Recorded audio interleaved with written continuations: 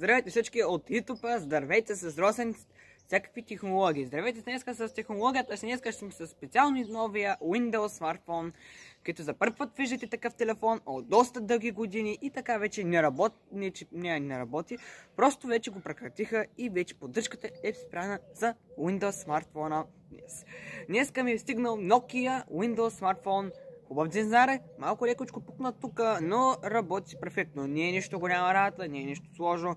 Камерата уникално работи, но малко замъглено, ако сте излъти на близкост. Не съм видял колко хард диск, колко гигабайта има в този телефон. Даже не знам дали още има състояние да се използва такъв телефон.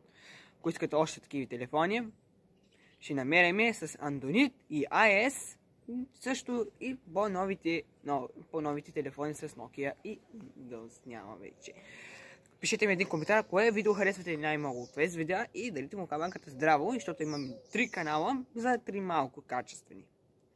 Днеска ми пристигнал Windows Smartphone, не лош за презентационна система от Microsoft. Телефонът доста си хубаво си бачка от новите видове, Nokia умния и доста си работи както днешен ден. Зарядите го прекратиха за 2019 година, няма никакви помощи, оптимизация за сигурност, значи телефона може да стане уязвим за вируси, хакери и други важни атаки, които са много опасни за телефон да се използва. Ако ползвате за тези браузъри, например, той има Internet Explorer, той не ме е правил проблеми, но може да направи след много време, ако го хакнат. Но той едва ли ще го хакнат, защото вече имат по-компютър. Компютъра вече и така, че ще го хакнат, вече моя компютър няма поддръжка. Рана е, Windows 7 вече никаква поддръжка няма.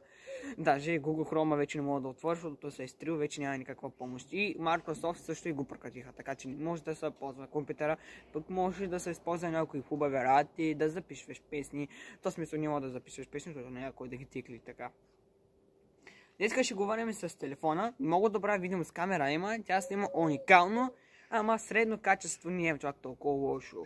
Пикселите са добре, тя да има настройките какви пиксели да има.